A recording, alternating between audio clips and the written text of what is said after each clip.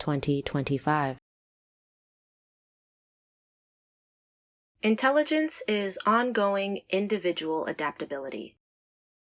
Adaptations that an intelligent species may make in a single generation, other species make over many generations of selective breeding and selective dying.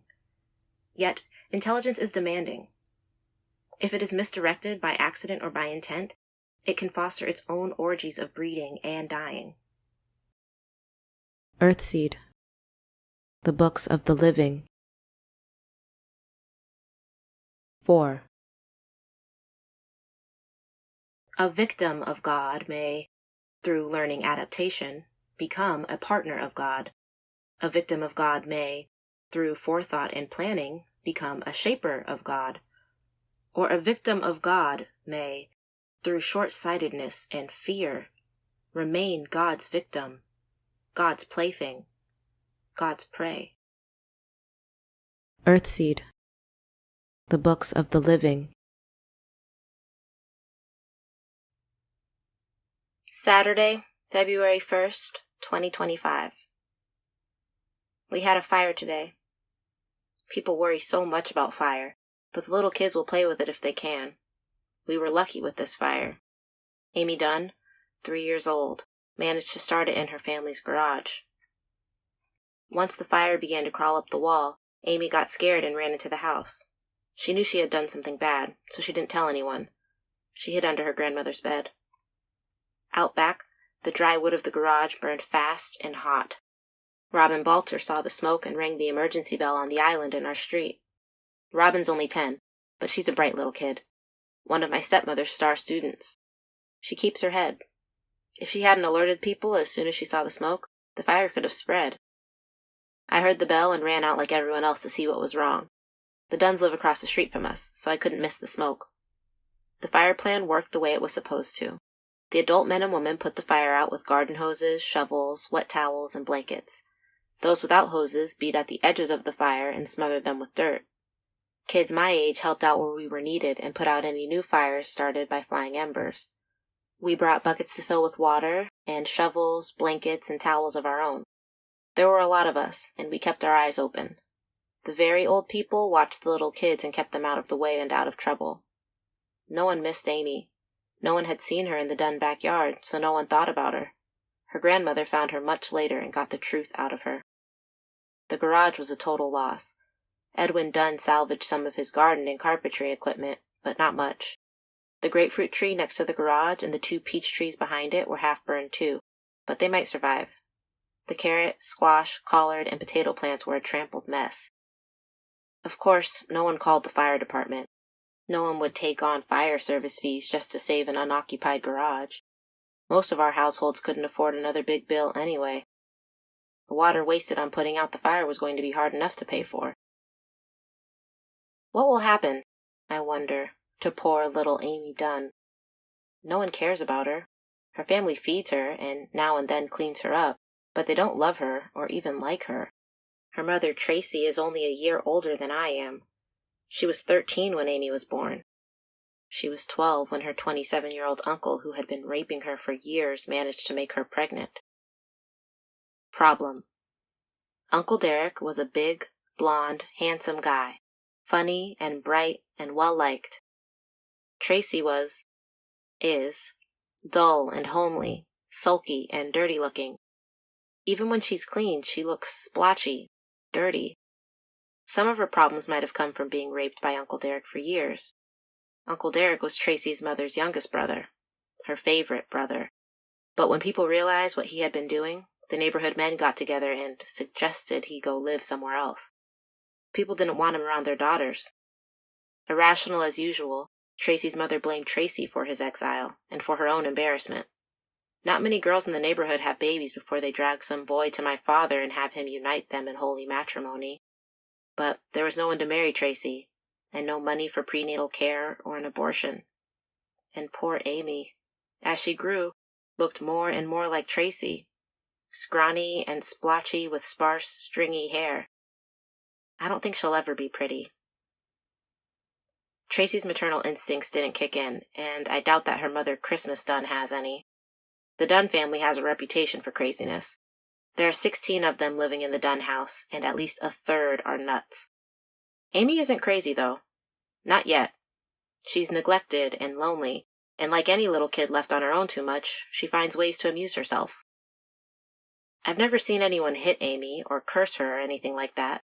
The Dunns do care what people think of them, but no one pays any attention to her either. She spends most of her time playing alone in the dirt. She also eats the dirt and whatever she finds in it, including bugs. But not long ago, just out of curiosity, I took her to our house, sponged her off, taught her the alphabet, and showed her how to write her name. She loved it. She's got a hungry, able little mind, and she loves attention. Tonight I asked Corey if Amy could start school early.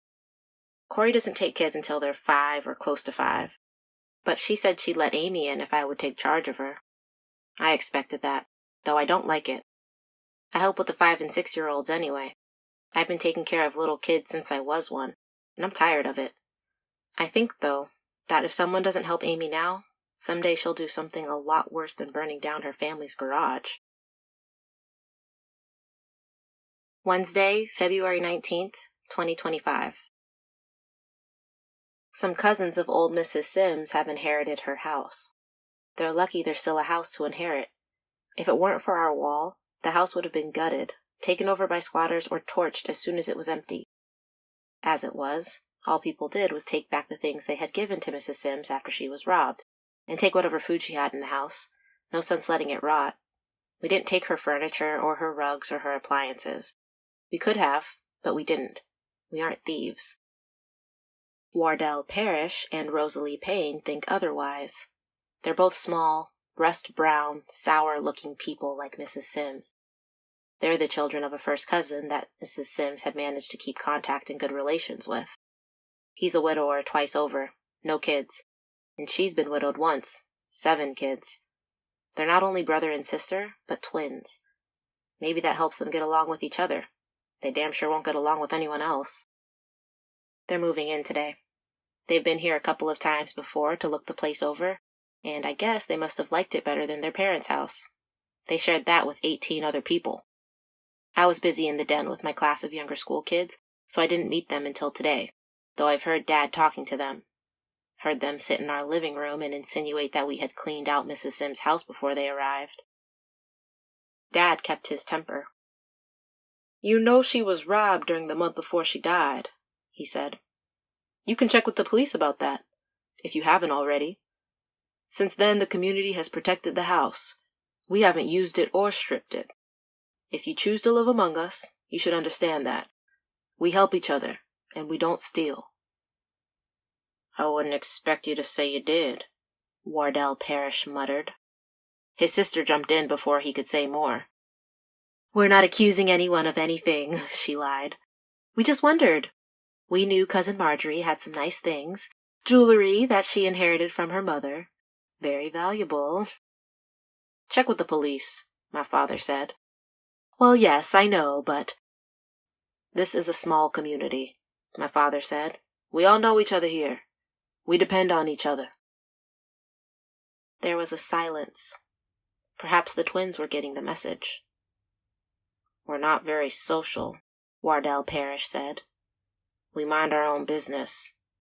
Again, his sister jumped in before he could go on. "I'm sure everything will be all right," she said. "I'm sure we'll get along fine." I didn't like them when I heard them. I liked them even less when I met them. They look at us as though we smell and they don't.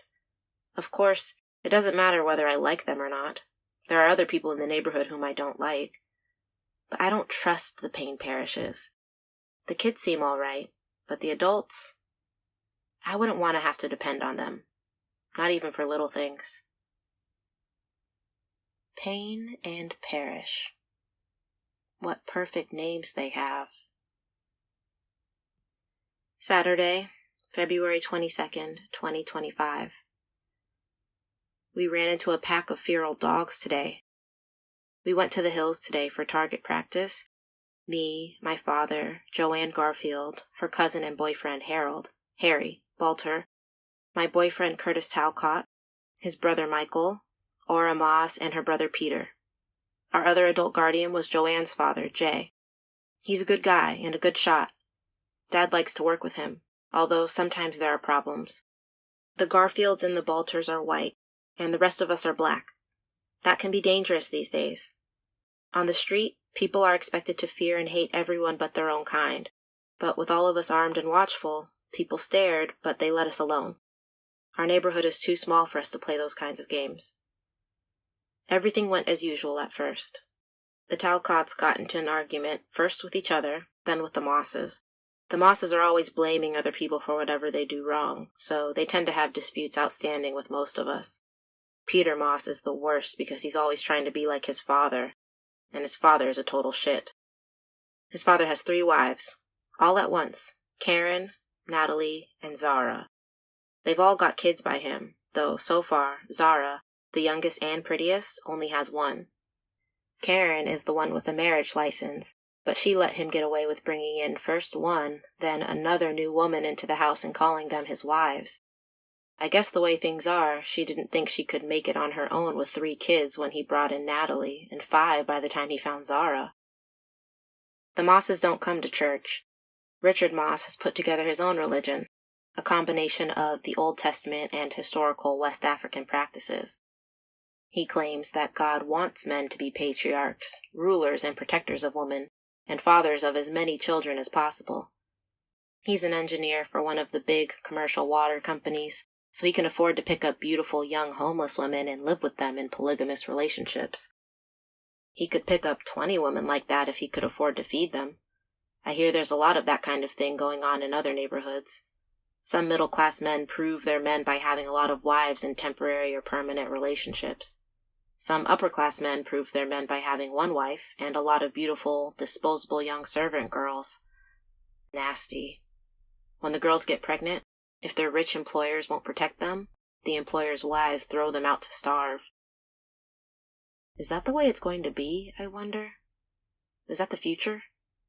Large numbers of people stuck in either President-elect Donner's version of slavery or Richard Moss's?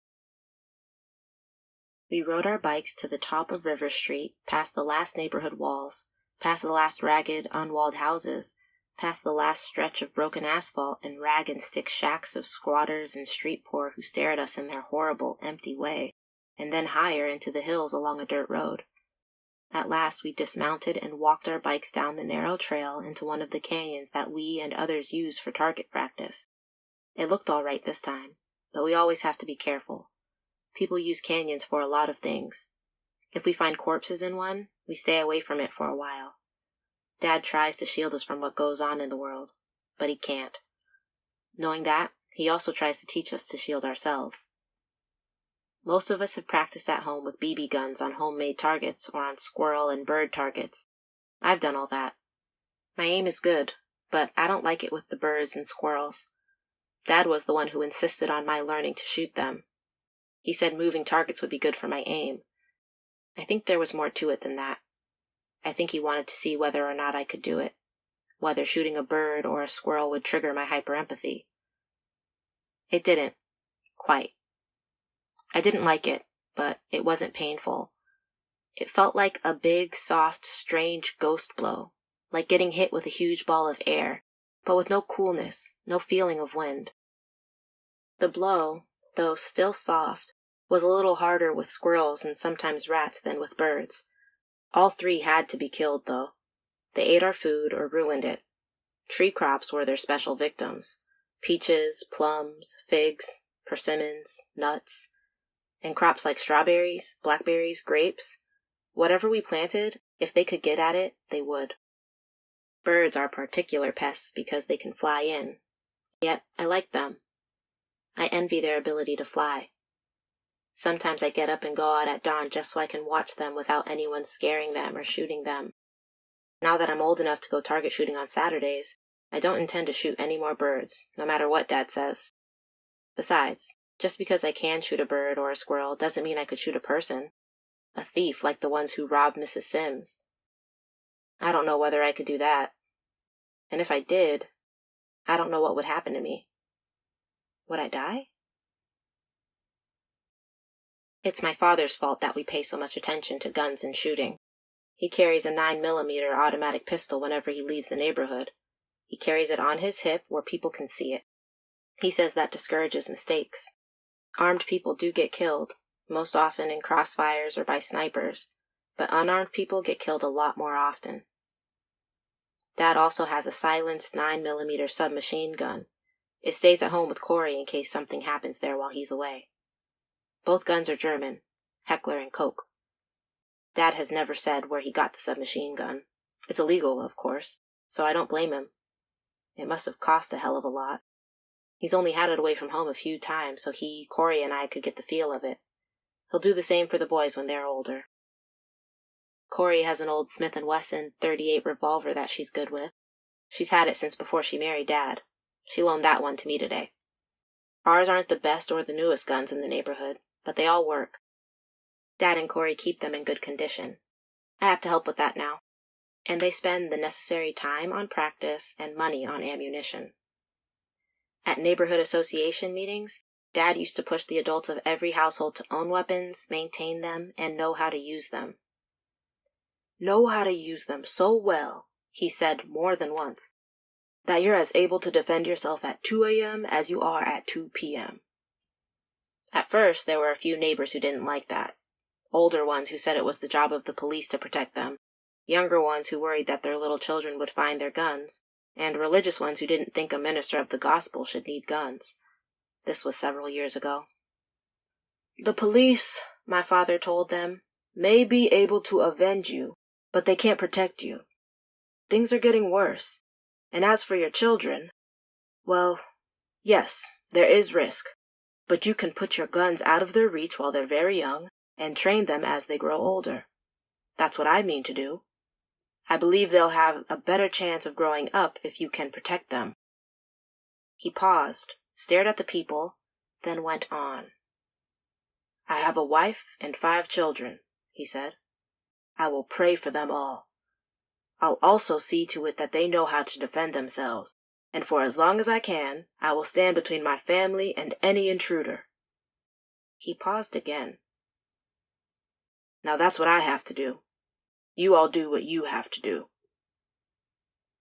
By now, there are at least 2 guns in every household. Dad says he suspects that some of them are so well hidden, like Mrs. Sims's gun, that they wouldn't be available in an emergency. He's working on that. All the kids who attend school at our house get gun handling instruction. Once they've passed that and turned 15, 2 or 3 of the neighborhood adults begin taking them to the hills for target practice. It's a kind of rite of passage for us. My brother Keith has been whining to go along whenever someone gets a shooting group together, but the age rule is firm. I worry about the way Keith wants to get his hands on the guns.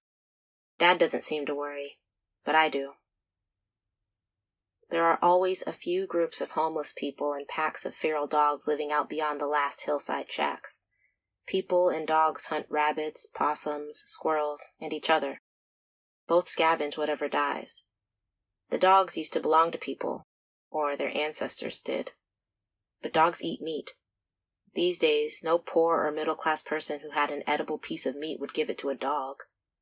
Rich people still keep dogs, either because they like them or because they use them to guard estates, enclaves, and businesses. The rich have plenty of other security devices, but the dogs are extra insurance. Dogs scare people. I did some shooting today, and I was leaning against a boulder, watching others shoot, when I realized there was a dog nearby, watching me. Just one dog. Male, yellow-brown, sharp-eared, short-haired.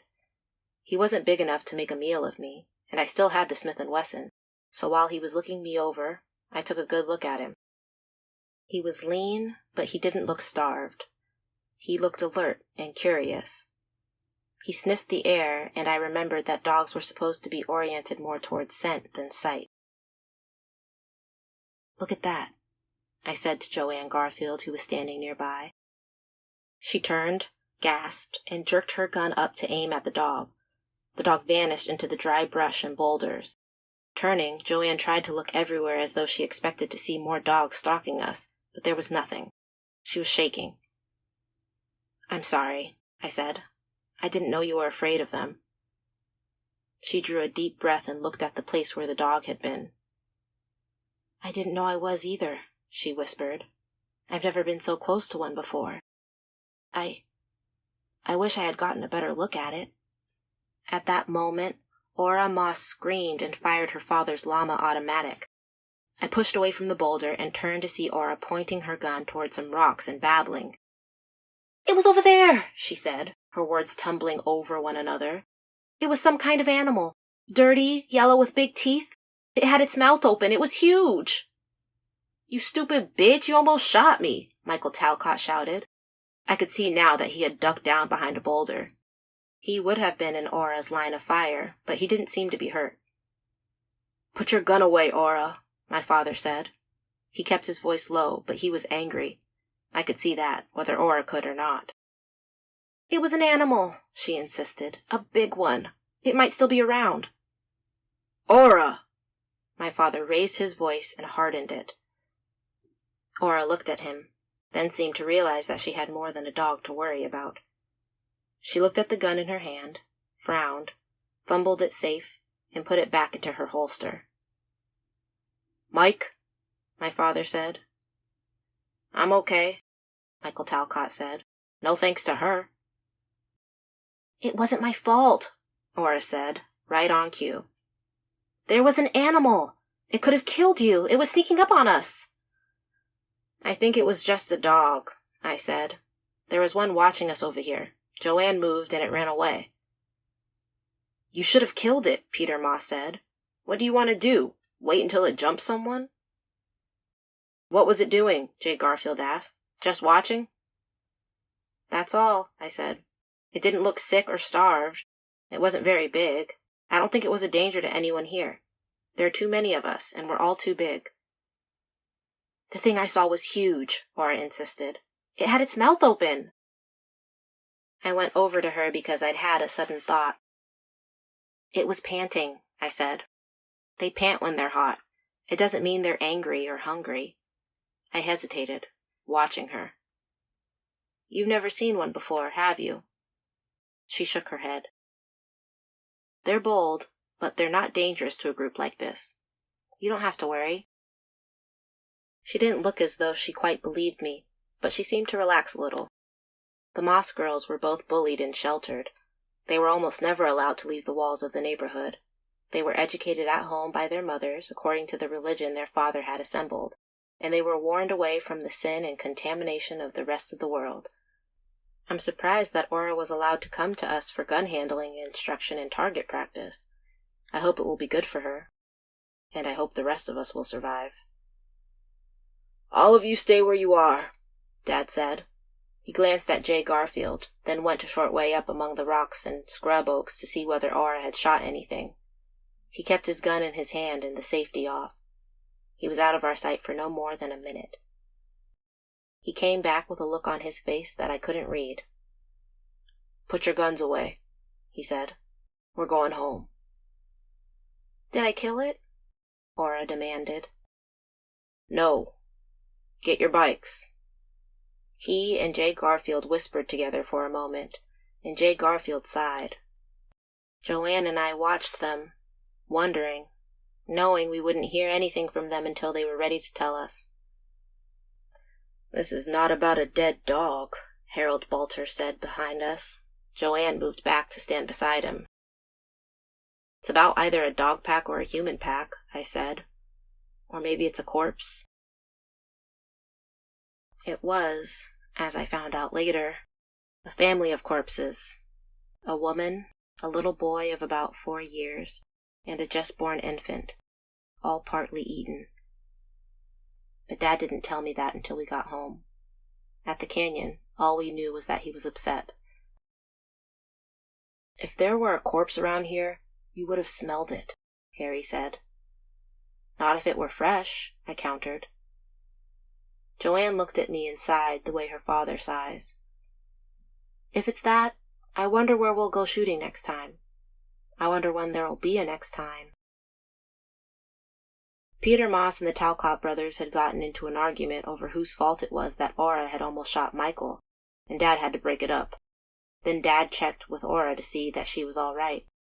He said a few things to her that I couldn't hear, and I saw a tear slide down her face. She cries easily. She always has. Dad walked away from her looking harassed. He led us up the path out of the canyon. We walked our bikes, and we all kept looking around. We could see now that there were other dogs nearby. We were being watched by a big pack. Jay Garfield brought up the rear, guarding our backs. He said we should stick together, Joanne told me. She had seen me looking back at her father. You and I? Yeah, and Harry. He said we should look out for one another. I don't think these dogs are stupid enough or hungry enough to attack us in daylight. They'll go after some lone street person tonight. Shut up, for God's sake. The road was narrow going up and out of the canyon. It would have been a bad place to have to fight off dogs.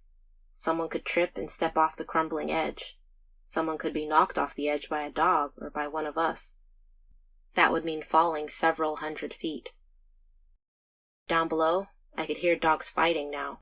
We may have been close to their dens or whatever they lived in. I thought maybe we were just close to what they were feeding on. If they come, my father said in a quiet, even voice, freeze, aim, and fire. That will save you.